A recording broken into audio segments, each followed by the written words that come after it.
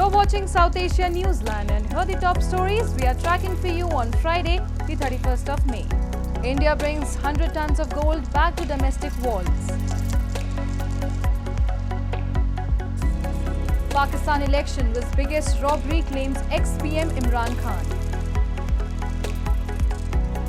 And Bangladesh opposition accuses PM Hasina of destroying economy, snatching rights.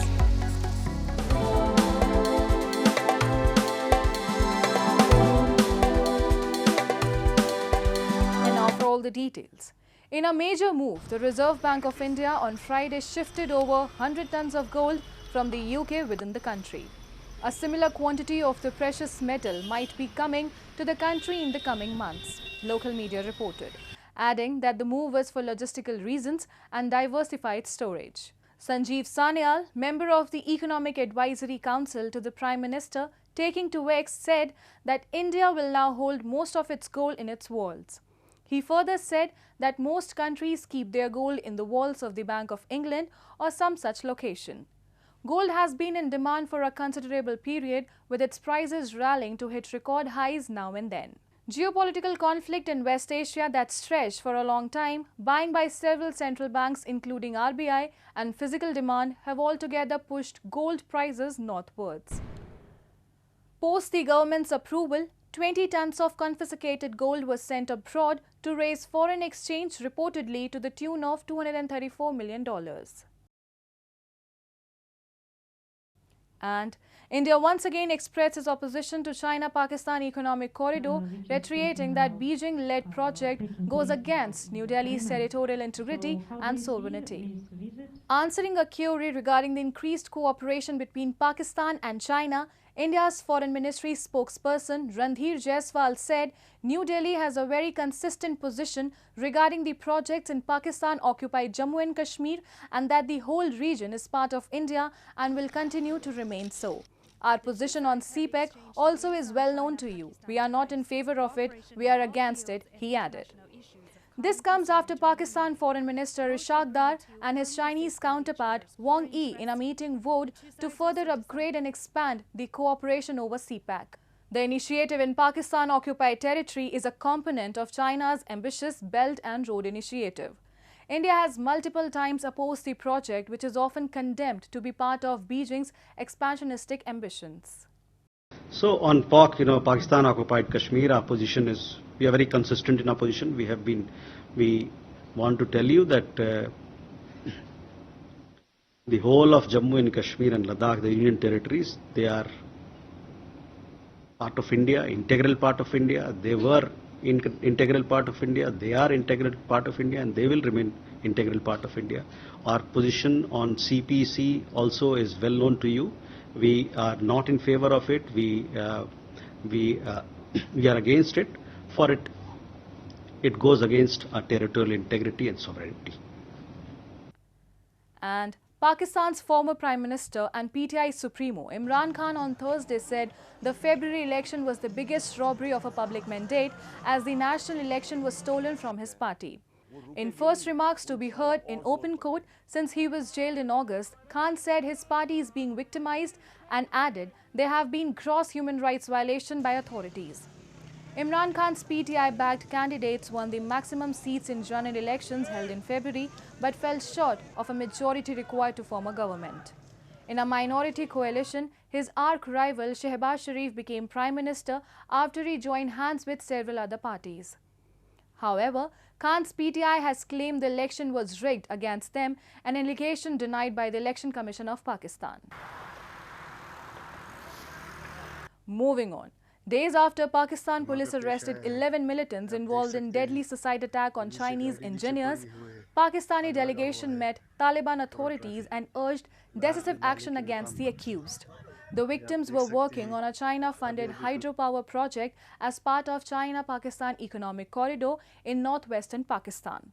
The Taliban agreed to examine the findings of the investigation and expressed a resolve to work with Pakistan to take the investigation to its logical conclusion. Pakistan says the attack was planned in Afghanistan and that the bomber was an Afghan citizen, an accusation Taliban denies. No group has claimed responsibility for the attack. And Colombo has once again slammed Canada for spreading false narrative of genocide in connection to the decades-old conflict that took place in Sri Lanka. The development came during the meeting of Canadian Deputy Minister for International Development, Christopher McLennan, and Lankan Foreign Secretary Aruni Vijayawardene earlier this week. In a statement, the Lankan Foreign Ministry said Vijayawardene expressed Sri Lanka's deep concern regarding high-level pronouncements made in Canada in recent years, representing a false narrative of genocide in Sri Lanka. The Foreign Secretary requested Canada to engage with Sri Lanka in a constructive manner and facilitate dialogue and reconciliation, the statement added. Earlier this month, Canadian Prime Minister Justin Trudeau had called May 18 as Tamil Genocide Remembrance Day, triggering sharp reaction for Sri Lanka. In a sharp response, Colombo rejected the allegation of genocide and in turn accused the Canadian Premier of engaging in vote bank politics. Moving on. The main opposition Bangladesh Nationalist Party on Thursday took a jibe at country's Prime Minister Sheikh Hasina and alleged that Bangladesh is now completely under the grip of mafias and plunderers. The party's Secretary General Mirza Fakhrul Islam Alamgir said that Hasina is snatching political rights of people as well as destroying the economy. The BNP leader also said the current government's main goal is to turn Bangladesh into a failed state by depleting its assets. BNP has long accused Hasina of authoritarianism. PM Hasina has refuted the charges and has termed the opposition party a terrorist organization. She has repeatedly condemned the protests by the opposition and said BNP has been involved in violent protests, killing hundreds of innocent Bangladeshis, so it cannot be called a democratic party. And a severe heat wave in India and Pakistan is pushing temperatures beyond 45 degrees Celsius, causing widespread health issues and disrupting daily activities. Power outages and water shortages are exacerbating the crisis, leaving people struggling to cope. A report. Residents in parts of Indian capital New Delhi are facing an acute water shortage due to extreme heat wave situation, leaving people waiting along the roads with plastic containers and barrels under the blazing sun. India has been experiencing a blistering hot summer, and a part of capital Delhi recorded the country's highest ever temperature at 52.9 degrees Celsius this week. Reports suggest as many as 15 people have died so far in states of Odisha and Bihar due to suspected heat stroke. Pipeline में पानी तो आती ही नहीं है, tanker आती है, ये tanker के भरोसे हम सब रहते हैं। टैंकर में इतनी मार होती, फुल टैंकर भी पानी नहीं आती है, आधी आती है। आधी आने के बाद भी, इतनी संख्या होने के बाद भी आधी लोग बढ़ते, मतलब 1 रुपये होती है ना, उसमें से 25 लोग बढ़ते, 75 लोग पानी भर ही नहीं पाते। Similarly, in Pakistan's Lahore, people continue to swelter under high temperatures. At least 72 residents in the city were admitted to different public hospitals with heat stroke in the past 24 hours. Billions of people across Asia, including India and Pakistan, have been experiencing a hot summer this year, a trend scientists say has been worsened by human-driven climate change. अब number जो है for last 1 week वो dramatically increase हो गया।